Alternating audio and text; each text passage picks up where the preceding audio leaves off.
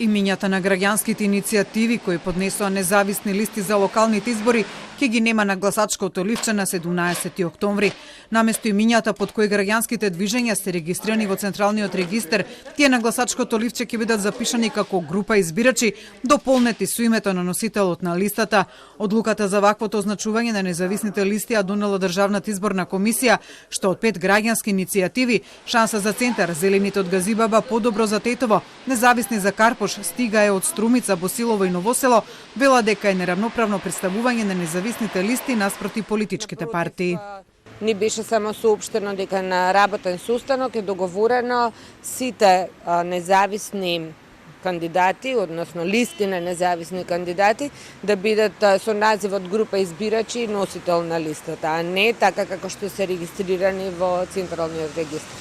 Во законот постојат две опции. Избран е понеповолниот член, што практично е дискриминација и ставање во нефер позиција на сите учесници кои се од граѓанските листи. Според нив, ваквото именување може да ги збуни гласачите. И доколку излеземе на гласачко листа на ливче како независна група Дејан Димитровски, тогаш нормално ќе бидеме ставени во предодредена положба и ќе имаме пропуст во самото гласање од граѓаните. Именувањето не е единствената работа за која независните листи на граѓанските иницијативи вела дека се дискриминирани. Тврдат дека им е ускратено и правото за увид во избирачкиот список, а и нумерирањето на независните листи на гласачките ливчиња е направено на нивна штета.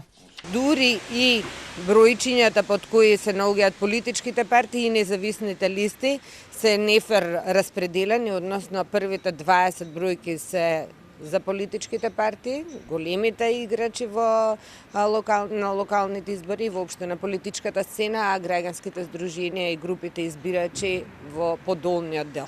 Од Државната изборна комисија на ваквите обвинувања одговараат дека се е според закон.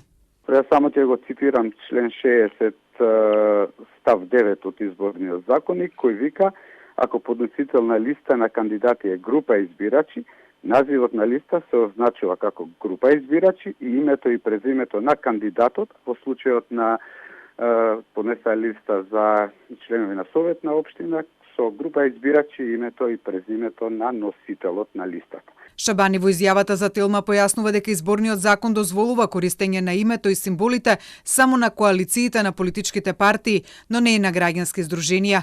Но граѓанските здруженија не се откажуваат од барањето нивните независни листи да бидат впишани со нивното име на гласачкото ливче. Тие во изминативе 20 на дена се обиделе преку дописи и состанок со комисијата да алармираат и да ги сменат работите, но како што велат, се поминало без конструктивен завршеток. Поради тоа, тие поднеле представка до Народниот правобранител, Управниот инспекторат и ги известиле меѓународните наблюдувачи на ОДИХР.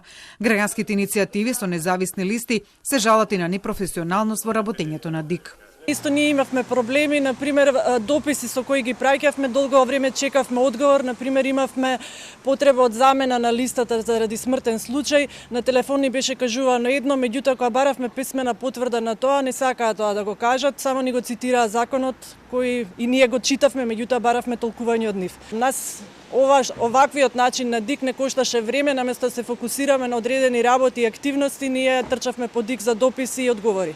Од комисијата нова одговараат дека периодов биле претрупани со работа. Ниту еден учесник на ниту едно писмо или барање до ДИК, Државната изборна комисија не е останала должна, при тоа сите поднесени барања го добиле соодветниот одговор. Од 5 граѓански иницијативи кои поднесоа независни листи, сепак велат дека и покрај дискриминацијата која им се прави, не се откажуваат и ќе се борат докрај да бидат дел од идните локални власти.